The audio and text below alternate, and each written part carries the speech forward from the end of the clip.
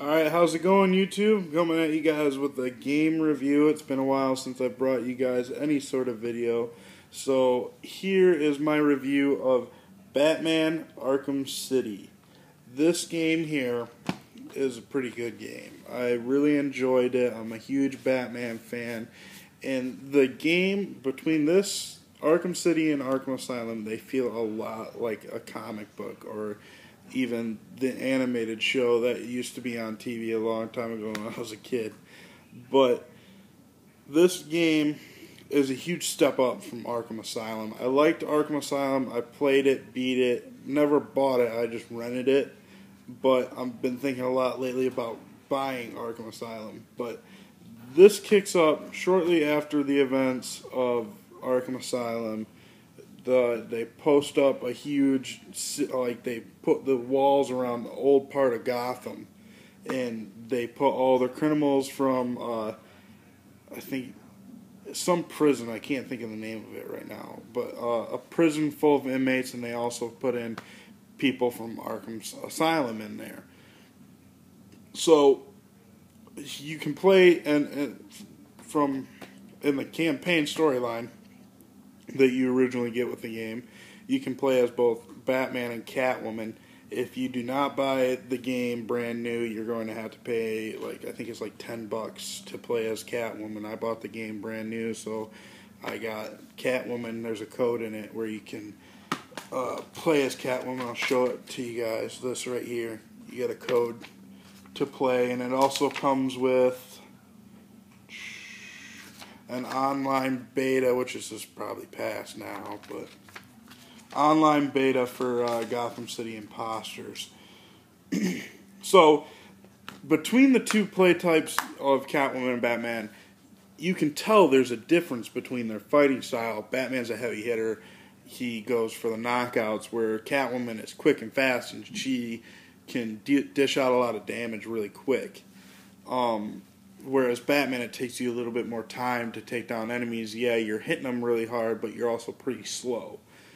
Then, like how Batman, he glides through the city and whatnot, where Catwoman, she uses her whip and kind of jumps from point to point on buildings and whatnot.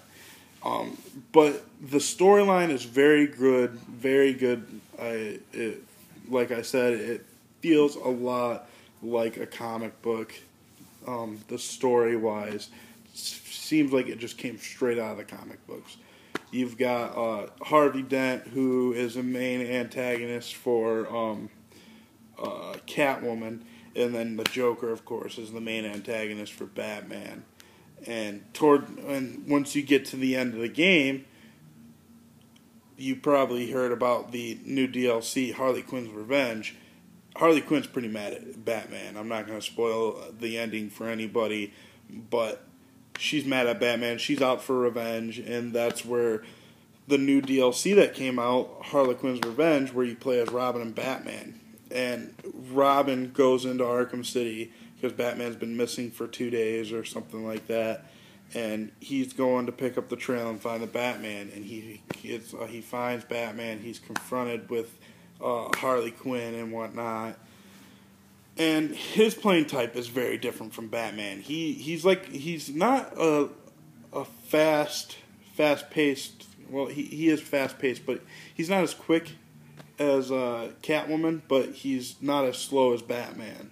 He uses his staff to beat up enemies, and you can definitely feel the different playing style with him.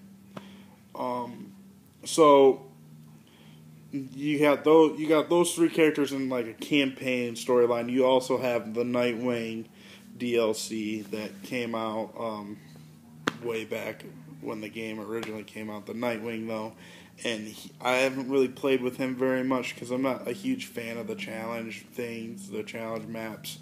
I just don't get into it. I play Batman for the story.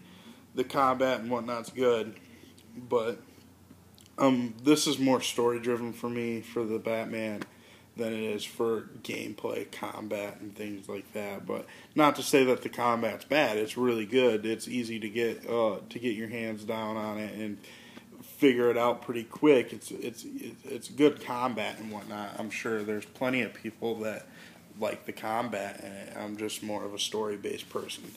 So, the Game of the Year edition just came out. You can get every bit of DLC that's came out for the game. I think it's like $50 or something. I highly recommend this, and I guess I can give it a rating. I'll do it on a scale of 1 to 5. I give this game a 5 out of 5. So go ahead, go out, check out the game if you haven't already. If you're one of those people, I've seen people post on Game Informer, oh, I'm not buying the DLC, the Harley Quinn's Revenge, for $10 when you get 2 hours of gameplay. It's worth the $10. I'll admit it. It wasn't really story based. Like it added on to the ending of Arkham City where it ended off, but not a lot.